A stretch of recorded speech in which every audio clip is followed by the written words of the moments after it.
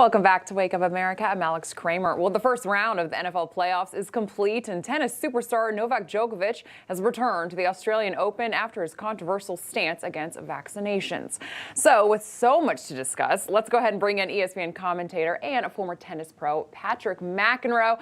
All right, Patrick, let's kick it off with football, which is probably not the right term to use after the Dallas Cowboys kicker missed 4 attempts last night. Make that a record 4 attempts last night. But they didn't need it. They dominated Tom Brady and the Bucs last night, which means you went 5 for 1 on your predictions. Pretty impressive. Dak Prescott, one of the best games of his career.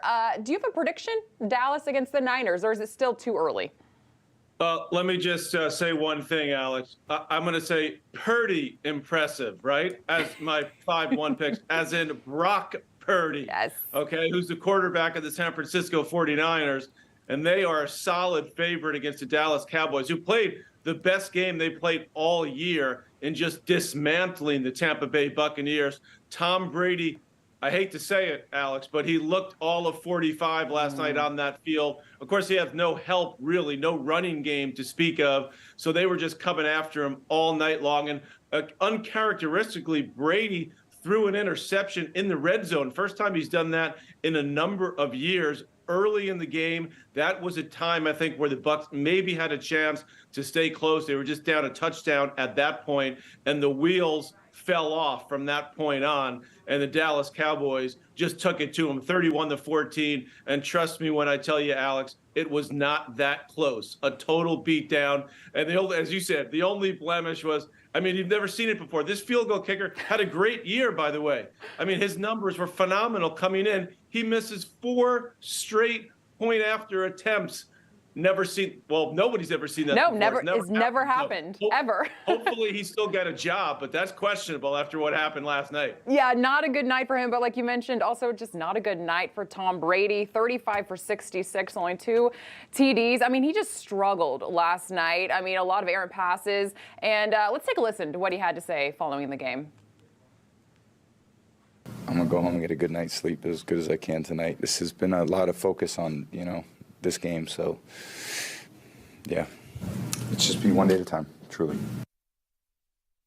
Okay, so Patrick, that really didn't help us out at all. So basically, he has 2 options. He becomes an unrestricted free agent, and I know you and a lot of people are saying maybe he's going to go to Vegas. And then on the other hand, he could take that 10-year, $375 million deal with Fox if he retires, be on TV.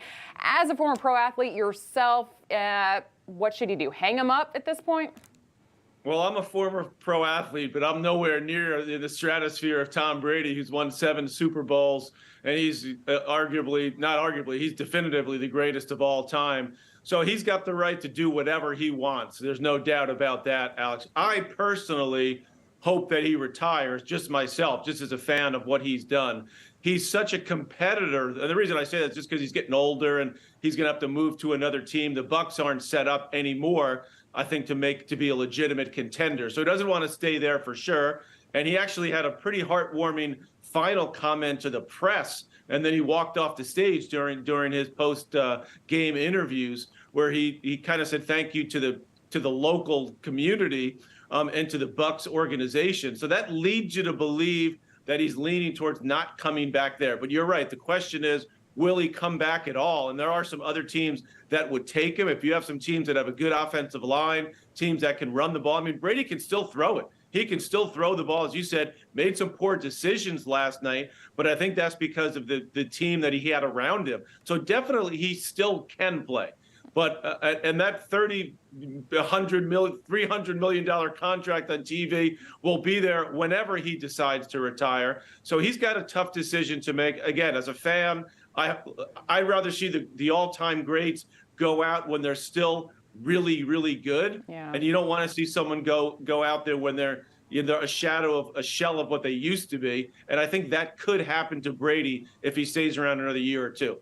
Yeah, well, the 10-year, $375 million option to be on TV is not too shabby of a backup plan. But, Patrick, let's quickly turn to tennis. The Aussie Open is currently underway. Novak Djokovic actually received very well by the Australian fans. Djokovic is currently on the court right now. He's up 2-0 the last time I checked. He's against Spain's Roberto Carballes Baena, 75th ranked. I mean, I know he's your top pick to win this entire tournament. He's won the Australian Open 9 times. Who could beat him if someone does beat him?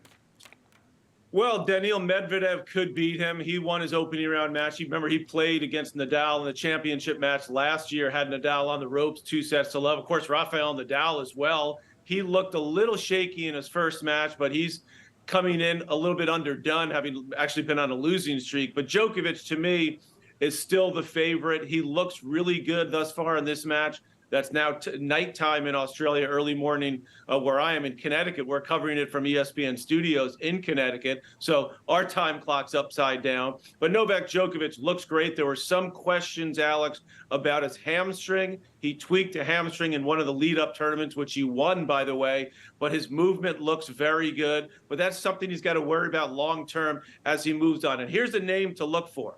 Okay, a couple good Americans, Taylor Fritz, Francis Tiafoe looking good. Holger Rune from Denmark.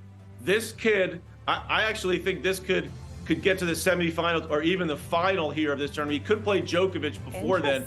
This guy's the real deal, unbelievably explosive, lightning fast. Yeah. He's still just a teenager. This is the kid that you tennis fans should be watching for. Phenomenal talent. Patrick McEnroe, wish we could talk tennis a little bit more, but unfortunately that is all the time we have right now. Thank you so much for joining us this morning, and we cannot wait to have you back on. Thanks, Alex. All right.